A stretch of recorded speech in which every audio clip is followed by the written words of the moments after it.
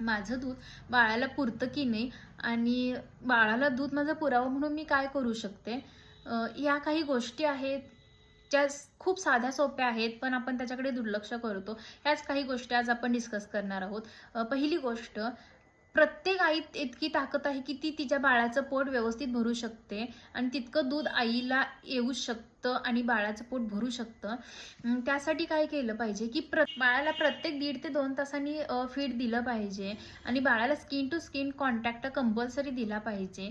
प्रत्येक आईच्यात ही ताकद आहे की ती बाळाला जितकं पाहिजे, बाळाला जितकं पोट भरेल इतकं दूध ती तयार करू शकते. आई नेहमी पॉझिटिव्ह राहिली पाहिजे, आई नेहमी हॅप्पी असली पाहिजे, तिचं थिंकिंग पॉझिटिव्ह पाहिजे की माझं दूध बाळाला पुरणार आहे, माझं दूध बाळाला पुरतच नाही. जर असं आई म्हणत बसली तर ते तसंच होत जातं आणि आपलं दूध जे आहे, आईचं दूध जे आहे ते डिमांड ऑन सप्लाय असतं. जितकं त्याला डिमांड तुम्ही देशीला तितकं ते सप्लाय होत असतं.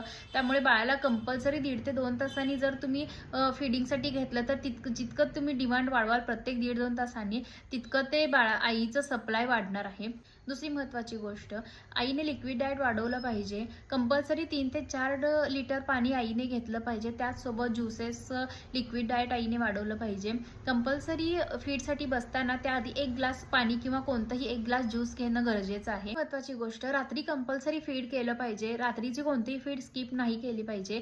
आपले दूध बनवण्यासाठीचे जे हार्मोन्स असतात ते रात्री जास्त ऍक्टिव्ह असतात, त्यामुळे रात्रीचे फीड सगळे कंपल्सरी झाले पाहिजेत. आई कंपल्सरी टेन्शन फ्री आणि स्ट्रेस फ्री असली पाहिजे. आई खूप हॅप्पी असली पाहिजे आणि आईने हा जो प्रवास आहे फिडिंगचा हा एन्जॉय केला पाहिजे कटकट न समजता.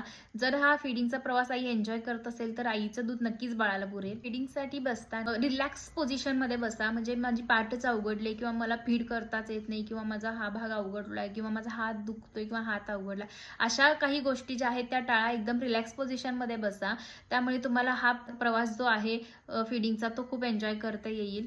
आणि फीड करत असता त्यावेळेस बाळासोबत निवांत छान बोलत गप्पा मारत फीड करा. मोबाईल बघत किंवा काहीतरी तिसरंच काम करत फीड करणे टाळा, ज्यामुळे बाळ सुद्धा रिलॅक्स होऊन फीड करेल आणि तुम्हाला सुद्धा कोणत्या गोष्टीचं टेन्शन राहणार नाही.